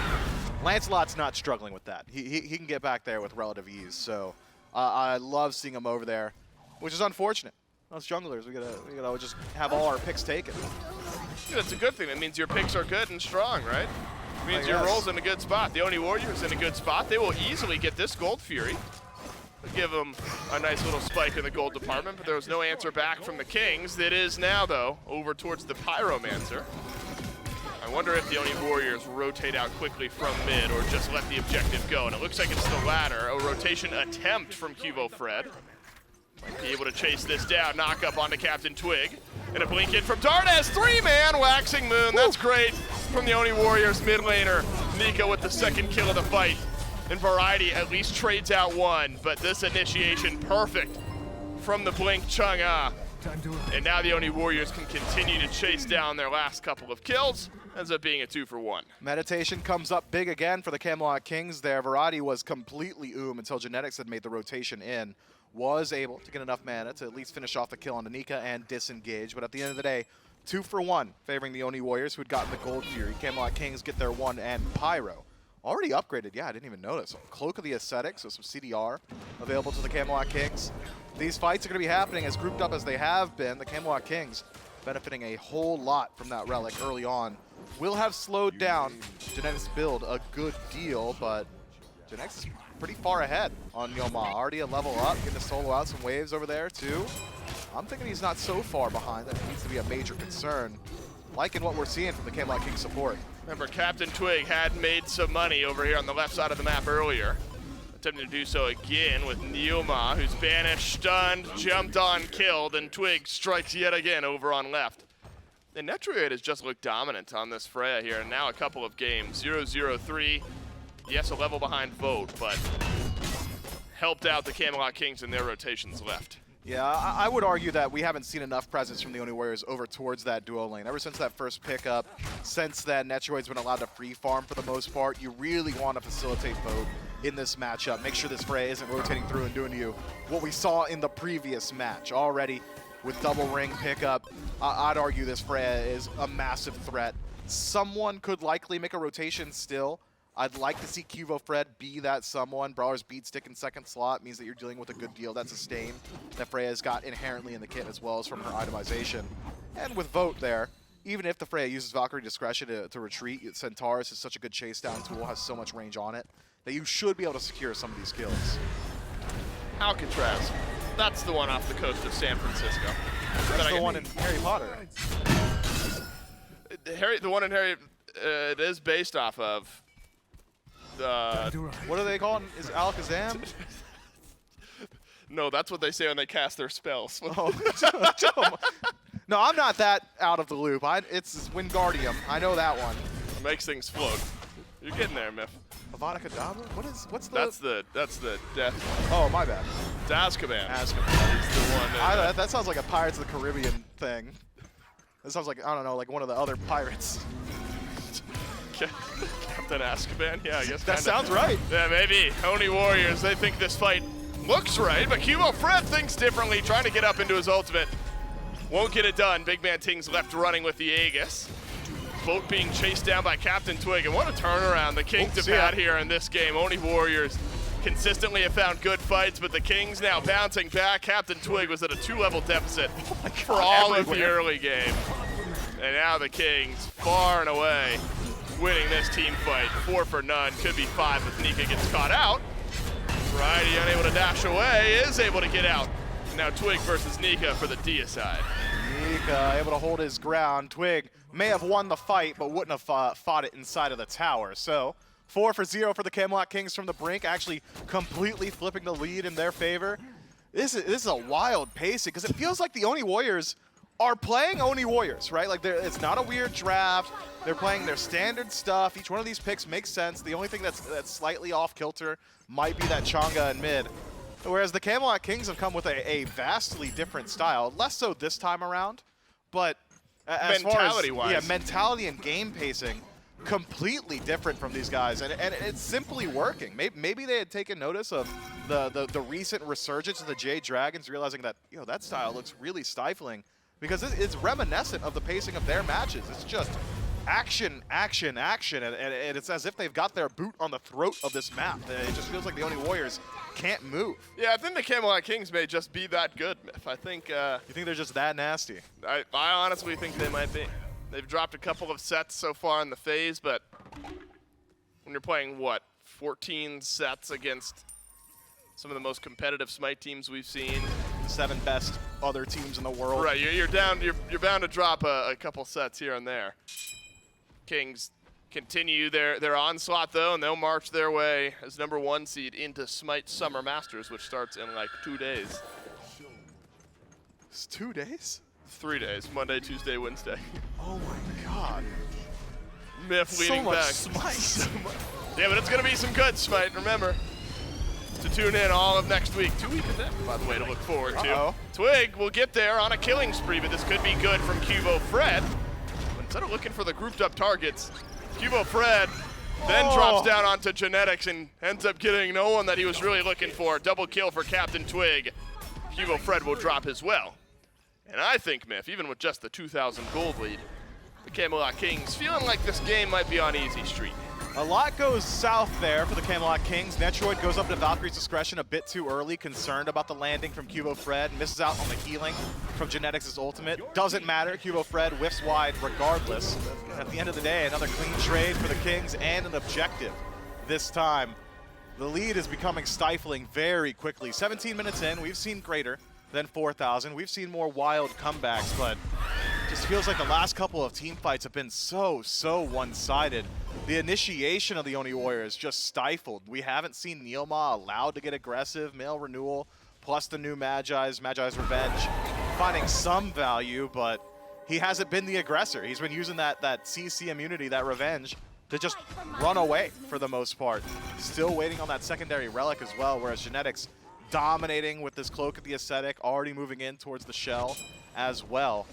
The Camelot Kings have just controlled the pacing of this game. Yep. This is good for the Oni Warriors if they can get the Pyromancer. It's a major if, because the Kings have simply showed up.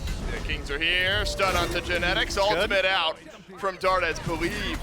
That helps in confirming the Pyromancer, but still a fight to be had after the fact.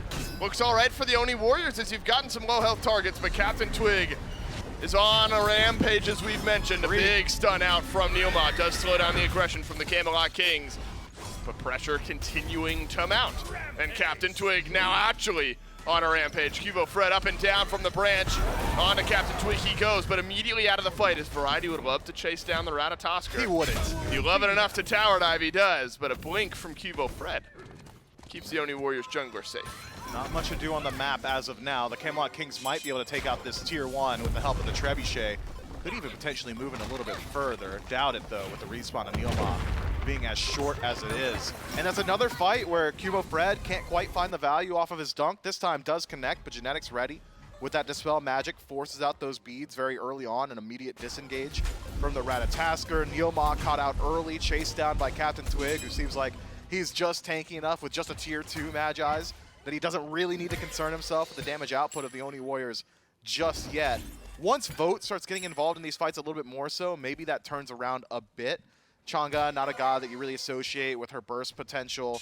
Nika certainly does have a good deal of damage, no real frontline potential from him. Pure assassin itemization from the soul laner of the Oni Warriors. This could be a one-way in. 4-stack from the Chaos on the right-hand side. Camelot Kings will, they love this back up and then suddenly initiate on you play style. I end up keeping my eyes open for, but won't reinitiate on the Oni Warriors this time. Been a tough couple of games for NeilMah Myth. The Cabrakan has fallen prey to the Camelot Kings just more than a few times. 2 and 6 in this game. Wasn't a star-studded performance in game number 1 either. But in a 50-kill game, the aggressive support is bound to die a couple of times. Just hasn't quite been able to find those initiations. Very low health towers on the left and right side of the map, maybe where the Camelot Kings can put some aggression here. But a rare slowdown as the time actually passed the 1 kill a minute mark for the first time this set. Wow, is it actually the first time this set? I mean, since things got going in game 1, right? I mean, obviously in the first like 5 minutes, it's pretty slow, but like from mid-game on, you've been beyond a kill a minute basically the entire time. Well, should slow down for a bit unless the Camelot Kings get their way. QvoFred, he's just fine. He's got ult. Like, there's no way he dies here. Does lose out on his ult, though. You keep Doesn't tempting feel great. fate. You keep tempting fate. He's just fine. He's surely. fine. He's absolutely okay. Look I at him. swear He's I'm good. fine. Nothing's wrong. He's fine. And then he gets out. He is fine this time. But the chalices for everyone on the Oni Warriors need to be used because there's been plenty of fighting across the map. Gold Fury will be up in exactly a minute. Could be the next time we see these two teams clash into one another. And an Ankh now picked up as the second relic for CaptainTwig. Will slow down some of the healing as the backline dives have suddenly become successful from the Camelot Kings jungler. Yeah, you're going to get a whole lot of value from it. Soul Eater going to get canceled out. Some of the healing from Vote as well. Dardez really needs to use that 3 for damage, so if any allies are nearby, that Ankh's going to find some value there too. Phantom Shell now finished for Genetics, so NeilMah will be a little bit less effective in his initiation. Unfortunately for NeilMah, it hasn't been going so well just yet and will continue to be the way until that Phantom Shell goes down. The Camelot Kings this time have got pretty deep wards on the Oni Warriors and the potential to even just look towards this Fire Giant. QvoFred still waiting on that ultimate to come back up. Should be up in time for the defense. Will the Camelot Kings actually pull the objective itself? Genetics has a good deal of damage, pretty decent secure with that circle protection. Slow burn though, no damage in the actual Giant. Yeah, Genetics the one actually taking the damage here. NeilMah walks forward, stunned. Apple dead again, 2 and 7 on the Cabrakan. Okay. Blink forward from Dardez into the ultimate, this time again successful, but CaptainTwig still running down the backliners. Damage from Dardez and sustain won't be enough this time. Variety gallops through and grabs a second kill of the fight. BigManTingz survives a decent amount of time in stealth. Nika unable to get into the wall, way too low, double kill for Variety, who's on a rampage. CaptainTwig hands over the triple kill to Variety, and it turns out Lancelot solo still really good for Variety, who has eyes for a quad if Nika can't get away. Blink is good, knocks him off the horse. No damage from Variety and no sight thanks to that flickering visions. He does finally get LOS on Nika. Variety's not one to let this kill go. Whiff. If he can connect the ghost form horse, that's a good enough slow, but won't chase this one out. Variety will have to content himself with just the triple kill. I say just in jest. That's a whole lot. It's like 60% of the team. You're right. It's exactly 60% of the team. I watched you do the math. I was making sure you were right, Miff. You've been wrong about some egregious things already. I haven't been. And you know what? And while we're on that, okay, I think DC should be a state. Like, have you seen some of the bylaws around that? Yeah, right. But you know, at this point, you're getting into like political theater and political stances, right? Like, that is an opinion. You're right. We were Cuba as a evaluating. U.S. state is just straight up wrong. Well, No, not well. well, it's all about perspective. You're right. If your perspective is correct, you realize it's not. If you have an incorrect perspective, then you might think that way, I Well, guess. that's like your opinion, man. Yeah. Opinions can be right, though, man. Every once in a while, they can be right. The Camelot Kings will zone out the Oni Warriors. Still high kills, but not as high kill of a game here in game number 2. Though game 1 extended out another 10-15 minutes around moments like this. Good banish on the QvoFred. Netrioid wants to make his mark along the lines of Variety and CaptainTwig, who have 6 and 7 kills each respectively. And finally, you're going to get this big Freya in a team fight that has started to stack up those items and can really shred through Oni Warriors. Yeah, I wonder if we're going to see maybe a Bancross, like a nimble Bancross could be pretty cool for him in that next slot. NeilMah blinks in, and it just hasn't worked for him. No, I mean, we've seen this story over and over and over, and 8 now times. it's just one more death for NeilMah, who blinks in, doesn't get the kill, dies off, double stun from QvoFred as CaptainTwig has killed off Vote. Say it with me one more time. 3 members of the Oni Warriors left running as the Kings have killed off NeilMah and Vote this time, and over to the FG, likely for the Camelot Kings. Should be the case. Dardez still has ultimate Debate. and blink, so could be quick. QvoFred makes it out with his life. 4 now. Variety chasing out. Stunned good. BigManTingz the one in trouble. Oh, Dardez doing some good damage, but See ya. Spirit Balls have been great from Genetics. Not great enough to fully peel out for his mid laner. This is where game 1 got a little out of hand. It was the intermittent fights. Team fight's already over. We're just going to continue to scrap. That's where the kills really started to build up, and we're at 30 kills in 25 minutes, so we have retaken the pace we have looked for. Ring around the rosy with Variety and Nika. Fire Giant down to half HP. This would be a nice way to delay the game. NeilMah might suffer his 9th death, but can he steal away the FG? No chance. Camelot Kings with circle of protection. Get FG on everyone but BMT. NeilMah tried his best, and probably won't succeed. Let's make that 9 for the That's my support. fantasy support, man. Is it really? Yes. Tough. Tough, dude. And Nika's my solo laner? Well, he's doing okay. Yeah, but not okay enough to... No, not to carry your fantasy team. 2 and 9. What are you, like 5th in the standings? No, I won this week. Last week, I won haven't going checked into this in. week. Am I doing okay? I don't know, Miv. Are you doing okay? I think, yeah, I'm all right. Yeah? Yeah. Everything all right? Summer Masters right around the corner. Lots to look forward to. Dude, there's going to be so much sand. I'm not dissimilar to Anakin. Just not a fan of sand. It's rough and coarse and gets everywhere. It gets everywhere.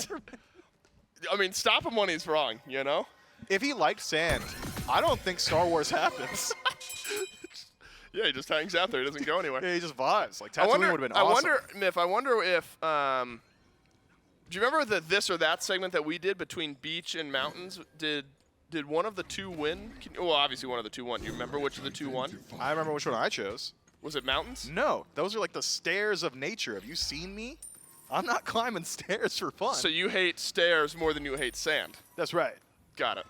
I was going to say you you're blame me? you're harshing on the beach, but then you just said you voted against it. Well, of or you course. voted with it. Yeah. Got it. It's also mountains. The lesser of two evils. No, it's mountains by a long shot. Yeah, you like to snowboard or whatever because you're like super cool. Yeah, God, you're just so right. That's just your. Oh, and is that over the course of the season? I assume production just. Oh, so just last week. Oh, okay. So all year I'm second, or all phase I'm second. You're dead last, Miff. So no, your fantasy. Well, team. that was just last week. No. So no, unfortunately, your fantasy team is not. I got nerfed. I was like winning last phase. You guys nerfed me Well, you chose a new team. on accident. Yeah, you didn't have. I don't remember who your jungler was. Maybe it was Sam. Oh. Your jungler got 0 points. That happens. Anyway, the Camelot Kings now finally reach one of the Phoenix lines here. In a bloodbath of a game 2. QvoFred will dunk down. Won't hit Pater this time. So tanky. And dashes away.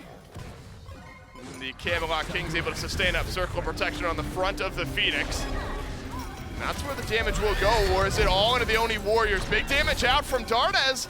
And the Warriors putting up a good defense. And the Warriors have done a lot, but Meditation doing a lot for the Camelot Kings. Already resustained back to half. No. And off this wave, Netrioid should be full HP.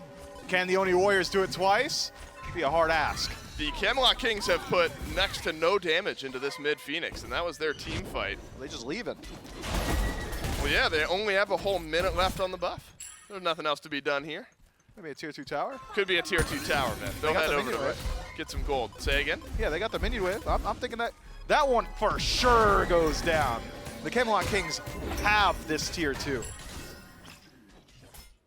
The gears are turning. I'm trying to see a world where it doesn't happen, but I think you might just be right. The Warriors are like over on Gold Fury. All right, so look, as far as team trades goes, probably the best the Oni Warriors can get. You're going to lose your tier 2, yes, but... And the Pyromancer. And you don't even get the Gold Fury. Yeah. About as good as it gets for the Oni Warriors. That's just a matter of opinion. No, that's a bad series of events for the Oni homies. They'll head back to base empty-handed. That's disrespectful, man. What? Calling them the Oni homies. Right, that was their pre-SPL. Yeah, that's the SEC team. I guess you're right. For a few months there, they technically were. But steamrolled through that tournament, made their way back to the SPL. And honestly, Miff, this individual set, I don't even think the last set, indicative of how good their year has been so far.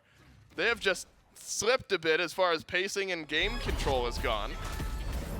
And yes, I don't think much to glean from a matchup like this, but Oni Warriors still a very formidable team from what we've seen this year.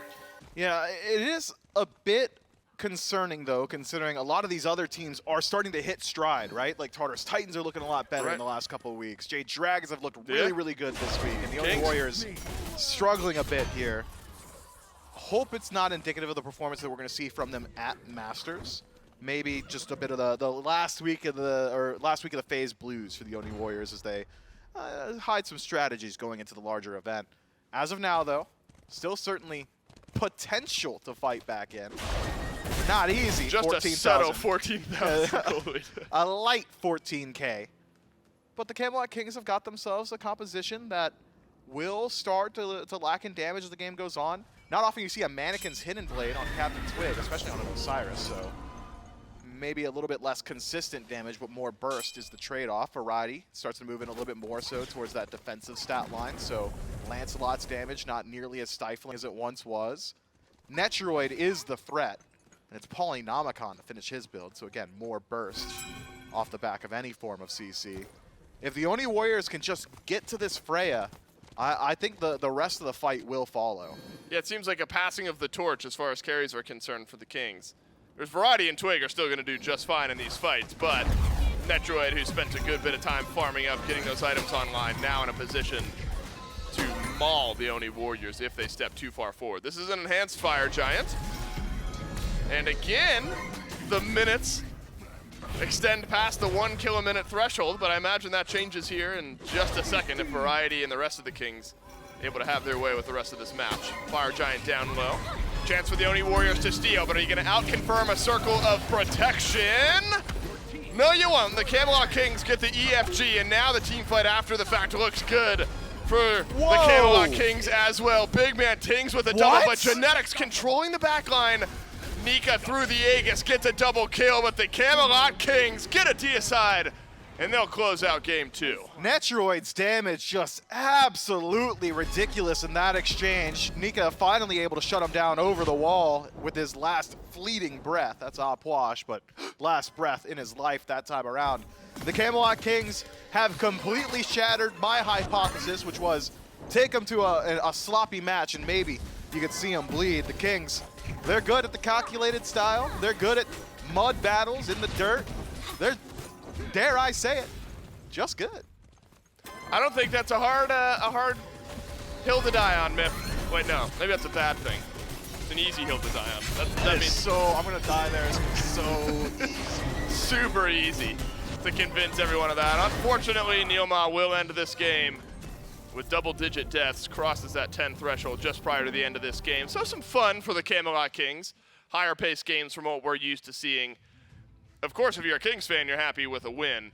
But I think if you're looking at the type of Kings that you're going to get in a few days at Masters, you're really looking at the Kings throughout the rest of this phase, the objective control, the 4 or 5 kills in 20 minutes, not the 15, 20 kills in 20 minutes. Kings looking like continually one of the cleanest teams in the league. Yeah, I'm not sure that is a game where I'll be like clean, but Well, that's what I mean. You look at the rest of the phase, the rest of the not this okay, weekend okay. necessarily. I'm with you. I like that. Appreciate it, Myth.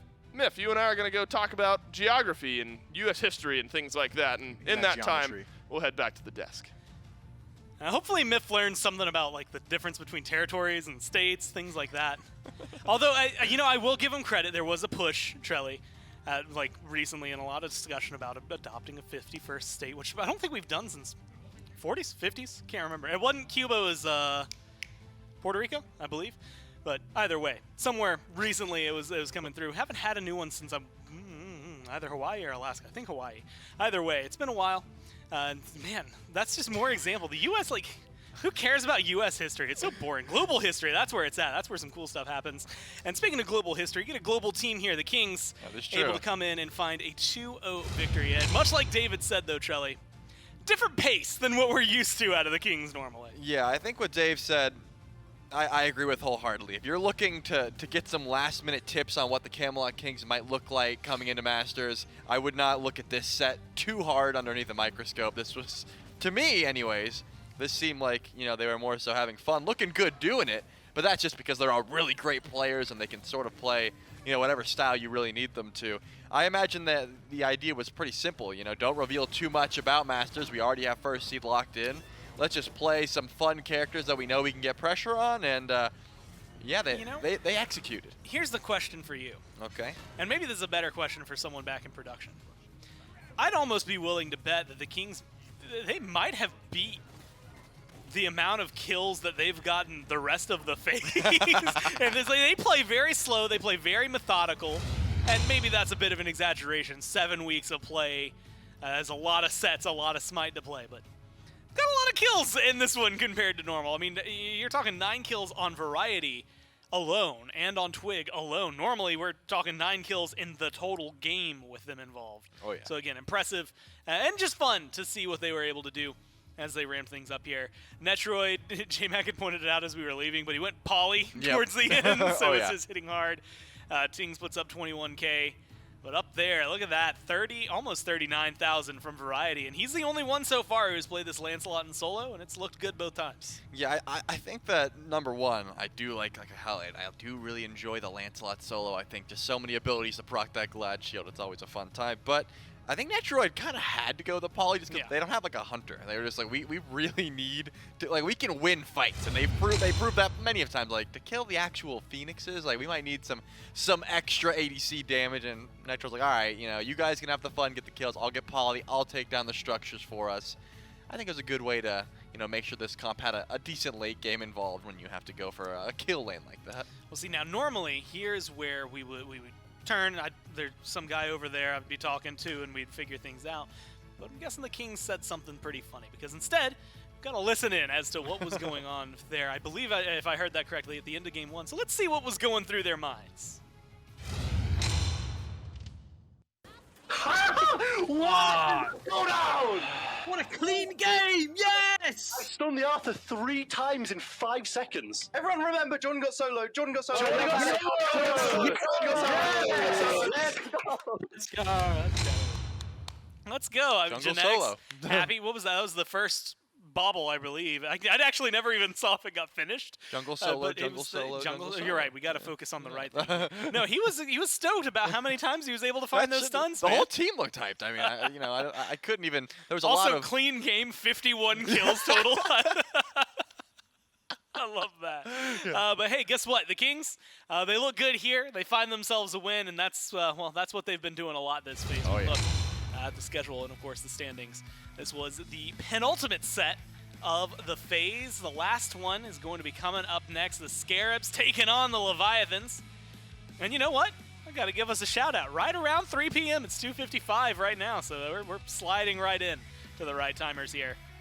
I'm excited for that one, but the Kings, with this win, well, guess what? Nothing changes. They are actually still up at the top. Things that are interesting, though, is depending on where the Levi's and the Warriors end up here. Because standing-wise, there's now going to be one set that's different between the two of them. And it's in the loss column. And if I remember correctly, coming into this week as well, or maybe not even coming into this week, after all of these days, and specifically the loss yesterday for the Leviathans, their plus-minus should be equal as well. So they're at a point where if the Levi's go down 0-2, we might have to deal with a tiebreaker a little bit later on. And that's something that could end up happening here. The Scarabs, not a team to scoff at, even with the changes. I think have a lot of formidability. And so I'm excited to see what this one can do. But the Warriors, they have now been knocked down. Again, chances for a tiebreaker later. Kings, on the other hand, they're coasting into Masters as the first seed. Feeling pretty solid about it after that win as well. We won't see them for a little while, but we do still have one more set to go today. One last set of Phase 2, and it's going to be the Scarabs taking on the Leviathans. We're going to kick it to a quick break, and when we get back, we'll be back with more Smite.